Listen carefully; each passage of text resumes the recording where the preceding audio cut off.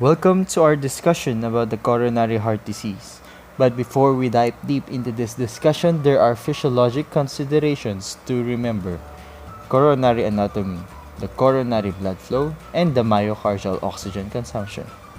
The blood that's circulating to the heart is supplied by the two main arteries, the right and left coronary arteries, which both originates from the aorta. The right coronary artery extends down to supply the right ventricle and then separates into several branches. The left coronary artery divides into two major branches: the circumflex branch, which supplies the upper lateral wall of the left atrium and left ventricle, and the left anterior descending branch, or the anterior interventricular artery, which supplies the anterior portion of the heart.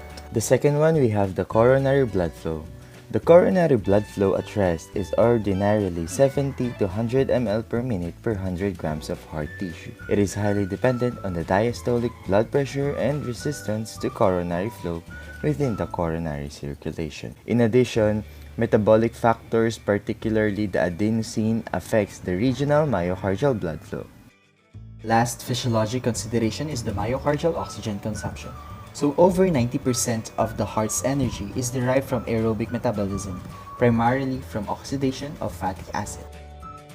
The absence of oxygen forces a transition to aerobic metabolism of glucose and glycogen, forming lactic acids. There is also an important concept about the coronary artery disease is the relationship of MVO2 to the heart rate and the systolic blood pressure. Since we already know the physiologic considerations, let's move on to one of the diseases that is related to coronary heart disease, the myocardial ischemia. Myocardial ischemia, or also known as angina pectoris, develops when coronary blood flow becomes inadequate to meet myocardial oxygen demand. Also, it usually goes away, but still, it can be a sign of a life-threatening heart problem, so it is important to find out what's going on and what you can do to avoid the heart attack. The symptoms of the patient undergoing myocardial ischemia is categorized into 6. First is the quality of discomfort. Generally, the patient will describe the discomfort as a heavy, a pressure-like, or vase-like sensation. It may also describe choking or constriction of the throat.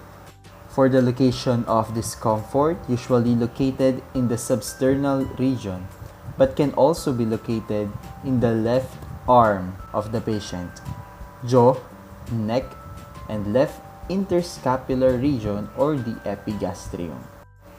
The duration of discomfort usually lasts for 30 seconds to 15 minutes.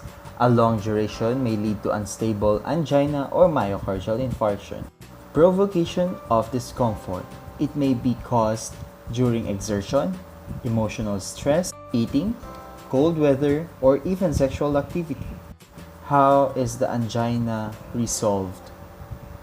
Is the angina decreased when in rest and reduction in exertion? Does the patient took sublingual nitroglycerin within 1 to 2 minutes?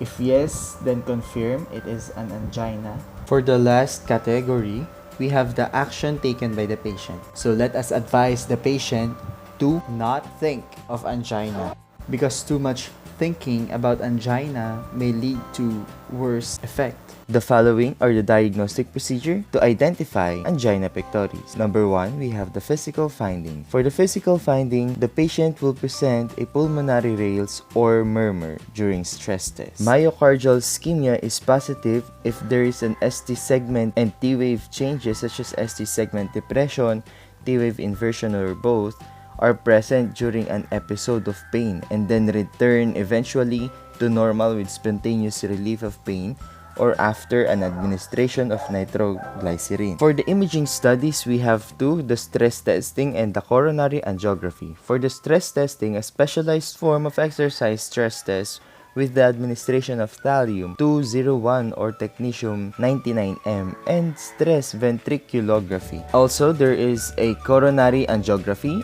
an anatomic diagnosis of coronary atherosclerosis by injection of radiopaque contrast directly into the coronary arteries.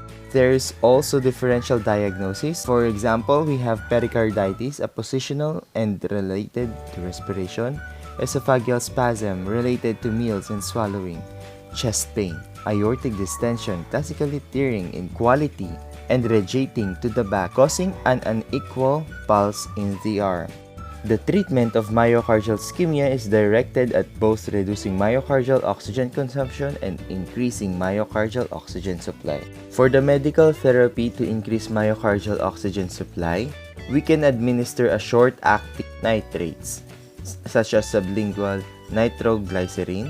We can also administer long-acting nitrates of 20 milligrams of isosorbide dinitrate 3 times a day for 3 to 5 days. Mind you, nitrates are the oldest form of anti-ischemic therapy that aim to improve coronary blood flow. We can also administer calcium channel blocking agent such as dihydropyridines or amlodipine. Amlodipine is the only calcium channel blocking agent that can be used safely in patients with impaired left ventricular function. Hence, the agent can be used for anti-anginal treatment in addition to nitrates and beta blockers, particularly when coexisting hypertension is present. For medical therapy that aims to reduce myocardial consumption, we can administer beta adrenergic blockers for hypertension, causing a decrease on heart rate and blood pressure. And that concludes our discussion about the coronary heart disease. Thank you.